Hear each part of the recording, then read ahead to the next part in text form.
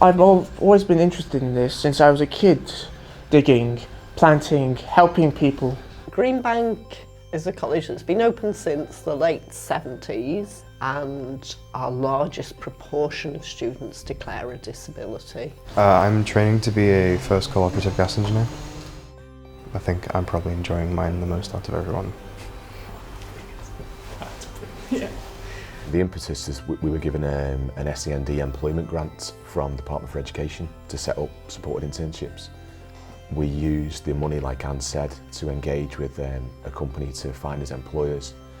And then I was introduced to Mark McGillicuddy, who worked with us from More Than Seven, and effectively we went round and spoke to all of our potential education providers. I think you interviewed us. I remember being interviewed upstairs. We did. Yeah, because we were running on a pilot, what we needed to do was find the best partners to work with. Obviously everyone's got a lot on the plate, and to do something new requires a couple of key things that we did interview for. With strategic buy-in, we looked for people who had a heart for it, who had a track record in this type of area, and who had an understanding of the young people's needs and a belief in their ability to work. So we found 4 education providers, Greenbank being one of them, that we felt would be a really good partner in the initial pilot. I think it was very useful working together with other educational providers in the early days. I think we worked very well and very closely in those early 2 years. Yeah. Without that local authority support, I very much doubt we would have done so, even though we knew each other as educational providers. I think the impetus very much and the drive came from the local authority. Yeah. It's gone from strength to strength. The belief that disabled people can succeed in employment is critical, really. But now we just pick them and turn them into wine sometimes when they're not infected. Very good wine. Go check out the website.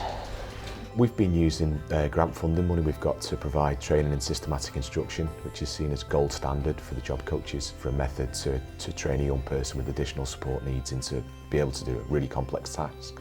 Put on, I think, 4 or 5 sessions now, and each session holds at least 10 people, so we've got a significant number of qualified job coaches.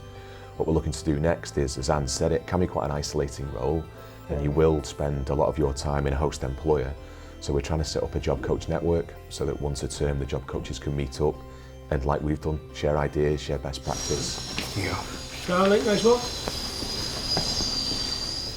I'd recommend doing a pilot like we did. Yes. What you've got to do is you've got to find host employers and education providers that are going to get you success. Because what you're looking to do is, a lot of the time you're looking to change people's perceptions around employing young people with additional support needs. Prove a few people wrong. Once you do that and you've got some success stories, you can get the young people and the families to share their stories. People believe in it. You'll find it much easier to go to other new host employers or education providers, or to ask the City Council for more money to set more up. Initially with host employers, because your fear is that it's going to be really difficult to engage employers, isn't it? So that when you bag an employer, you're pretty much, wow, we've done it. But then you've got to test the employer's value set and ensure that they're in it for the right reasons and they're thinking about paid employment. We definitely want that job outcome at the end of programme. As we've gotten bigger and more employers know about what we're offering and can see the value of it, of getting access to an untapped talent pool of incredible young people that are super loyal and can do a fantastic job, that we're actually hopefully going to be in a scenario where if we do work with a host employer and they say to us, not looking like jobs are going to be available because of reorganisations or a cap on employing people, that we've got options for moving young people into different employers actually whilst they're on their internship.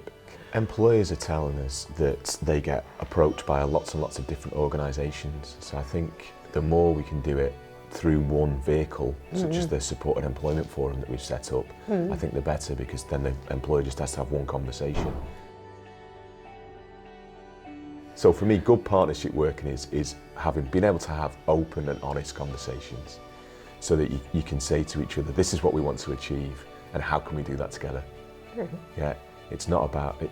That for me is absolutely fundamental to it.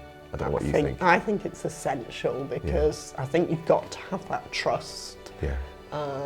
I think we've worked together and knew each other before in your previous job role, so you've got that groundwork and that starting point. But I think knew instantly that you shared the same commitment and values that would make that partnership work. Yeah. I think the other thing undoubtedly is that you can just pick up the phone or say this isn't working or we need some help with this, and you'll always respond and find the time really to come and try and think of ways to develop something. Sharing the same ownership of the outcome, where you set up the steering group and everybody on that steering group holds a responsibility towards getting those young people jobs. You see the benefits, Yeah. which I think are just exceptional. I think it would be very hard for an educational provider or a number of providers to go it alone without local authority support.